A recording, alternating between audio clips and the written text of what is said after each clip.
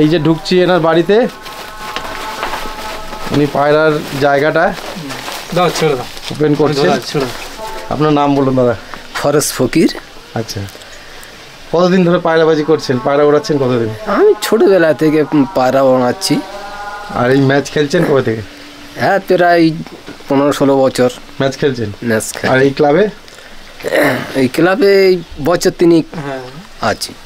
ওড়াচ্ছেন? 1 বছর হয়েছে, পজিশন ছিল, চতুর্থ হয়েছে। 2 বছরে প্রথম বছর পজিশন হয়েছে। পজিশন। আচ্ছা, তো এবারে কি মনে করছেন কিরকম হবে? সেটা এবার ওপরওয়ালার হচ্ছে কি।